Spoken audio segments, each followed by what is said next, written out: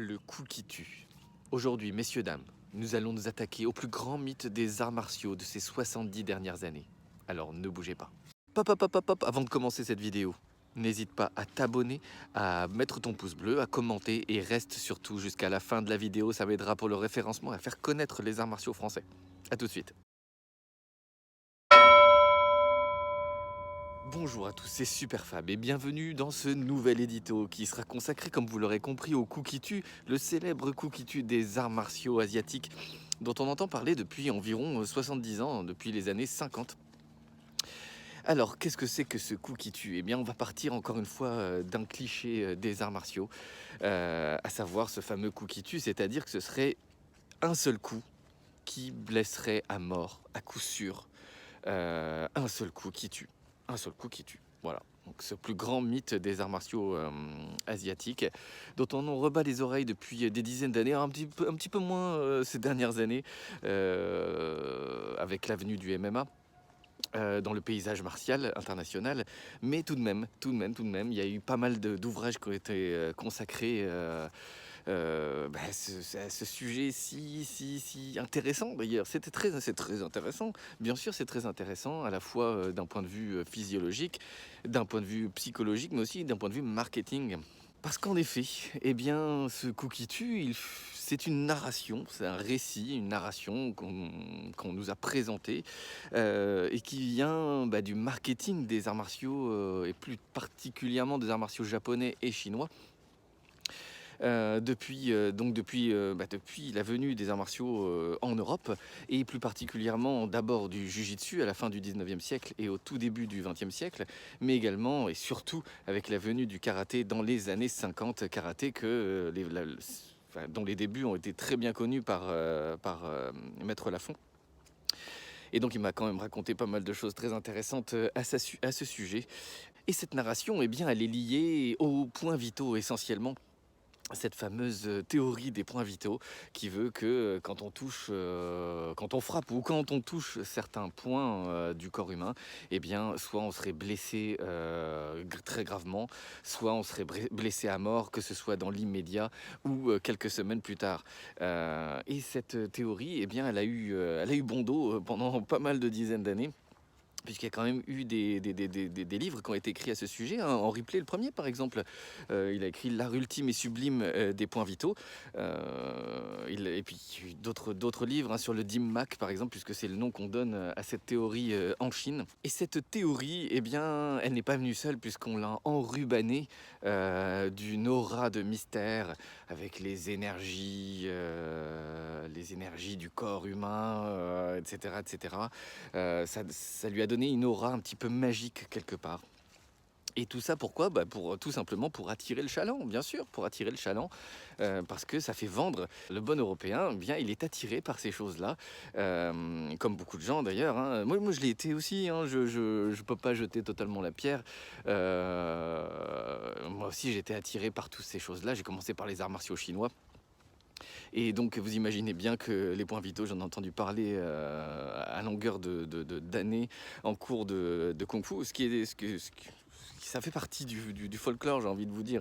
Donc, il n'y a pas de souci. Mais donc, il ne faut pas oublier qu'il s'agit essentiellement de quelque chose qui est très commercial. Et oui, commercial.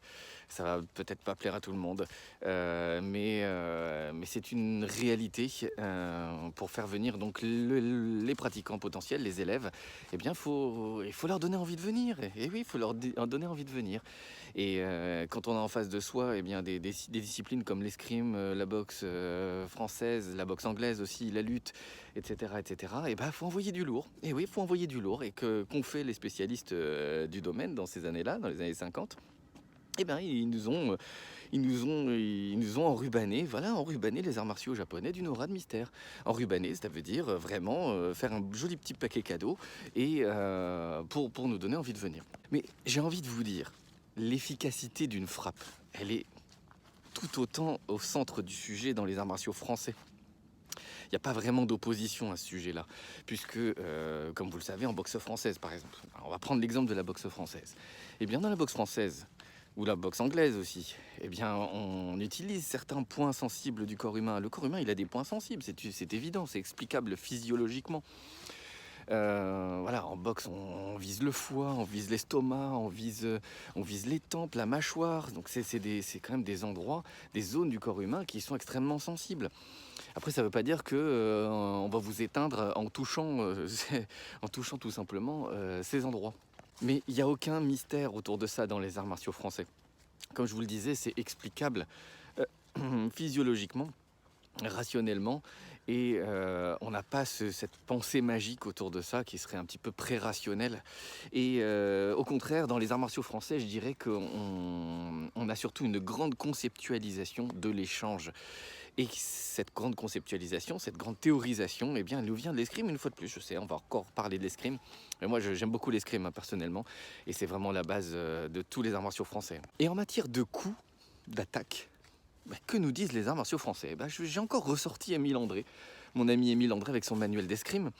Et qu'est-ce qu'il nous dit en matière d'attaque? Eh bien, l'attaque est l'action offensive du tireur qui cherche à frapper son adversaire en lui portant un coup. Donc il s'agit bien de frapper l'adversaire ou de le frapper, que ce soit avec une arme ou sans arme. C'est exactement le même principe. Alors, qu'est-ce qu'il va ajouter?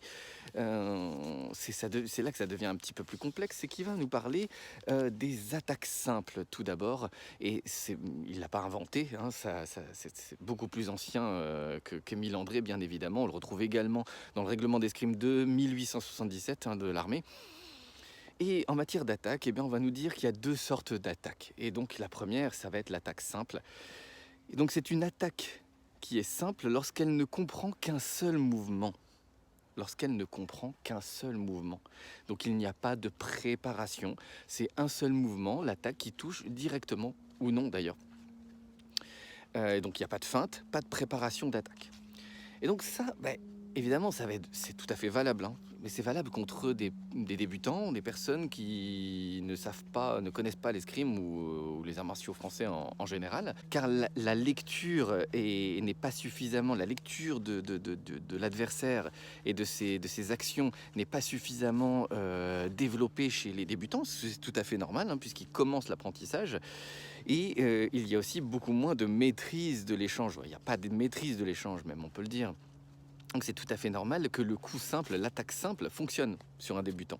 Mais avec l'apprentissage, avec les années, avec les mois même, eh bien, on commence par voir l'attaque, on commence à lire le jeu de l'adversaire. Alors attention, quand je parle de jeu, je ne parle pas de jouer, hein, comme on joue avec des jouets. Non, je parle bien de l'autre sens du mot jeu. Jeu, ça veut dire manière de faire quelque chose. Donc là, en l'occurrence, c'est la manière de tirer les armes ou de tirer la savate. Et donc, avec un tireur, face à un tireur plus avancé, plus aguerri, eh bien, l'attaque simple ne va plus suffire. Et non, elle ne va plus suffire parce que l'adversaire va commencer à parer, il va esquiver ou se placer différemment, ce qui fait que ça va rendre très difficile cette action très simple de l'attaque. Et donc, il va falloir commencer à construire son jeu. Et cette construction du jeu, eh bien, ça s'appelle une attaque composée. Et là, Émile André, lui aussi, comme il nous l'explique, il nous l'a défini, il dit: les attaques composées sont celles où l'on fait précéder la finale d'un coup d'une ou plusieurs feintes, ou d'une attaque au fer.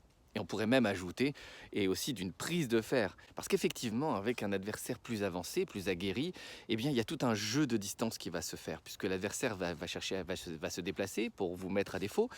Donc forcément, vous allez vous approcher. Donc il y a tout un jeu de distance qui va se faire, ce qu'on appelle en escrime actuel la défensive de jambes. Et pas seulement un jeu de distance, mais également un jeu sur l'arme adverse qui va se développer, puisque il va falloir tromper l'adversaire. Et donc pour ce faire, on va effectuer différentes actions, comme je vous le disais, les prises de fer ou les attaques au fer, ou tout simplement des parades. Et donc l'échange entre les deux tireurs va devenir de plus en plus complexe, de plus en plus difficile. Il va être de plus en plus difficile de toucher son adversaire. Pourquoi? Tout simplement parce que la distance va s'agrandir, va s'allonger entre les deux adversaires, puisqu'on ne se laisse pas faire, on ne laisse pas l'adversaire avancer sur soi, puisqu'on se couvre en permanence, et également parce qu'on va développer ce fameux jeu dont je vous parlais, hein, ce jeu sur le fer, et donc on développe une deuxième intention. C'est ce qu'on appelle en escrime, c'est un terme officiel de l'escrime, la deuxième intention. Et donc, tout un jeu de feintes pour pouvoir finir par toucher l'adversaire par diversion, par ruse. Et par conséquent, comme je vous le disais, eh bien, on va développer, on va construire son jeu. Donc, on va chercher à élaborer une stratégie à partir de toute cette gamme de mouvements, de gestes, qui est très intéressante. Et surtout, eh bien, on va chercher à exploiter les réactions de l'adversaire. Et même, j'irai même plus loin, à créer les réactions de l'adversaire pour pouvoir les exploiter. On appellerait ça plutôt être proactif. C'est-à-dire chercher à créer, un mouvement de la part de l'adversaire qu'on aura prévu, du coup, et on va également prévoir notre propre réaction pour pouvoir enfin le toucher. Et la grosse différence, pour revenir sur le coup qui tue, la grosse différence avec les arts martiaux asiatiques, eh bien, c'est que nous, en France, dans les arts martiaux français, on a vraiment un très haut degré de théorisation de tout cet échange. Et à tel point qu'il fait pleinement partie, donc ça fait pleinement partie de l'apprentissage de l'élève. Avec les années, on a vraiment élaboré toute une méthodologie. Si on prend l'escrime par exemple, ou la boxe française, ou la canne, ce sont des domaines dans lesquels chaque étape est prévue.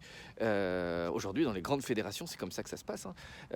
En principe, chaque étape d'apprentissage est prévue, hein. On va commencer par toucher sans être touché, puis ensuite ne pas être touché et touché, etc., etc. Donc voilà, il y a toute une gamme. Parce que finalement, ça vous fera une belle jambe si vous savez porter un coup à la perfection, mais que vous ne savez pas l'amener.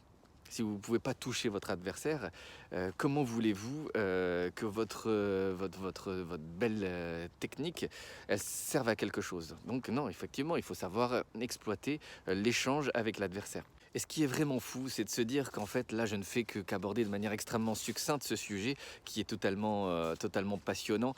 Et parce que vous imaginez bien que cette théorie, eh bien, elle est beaucoup plus complexe que ce que je vous dis là, puisqu'on pourrait parler également en boxe française du jeu des coups d'arrêt, par exemple, des contres en boxe anglaise.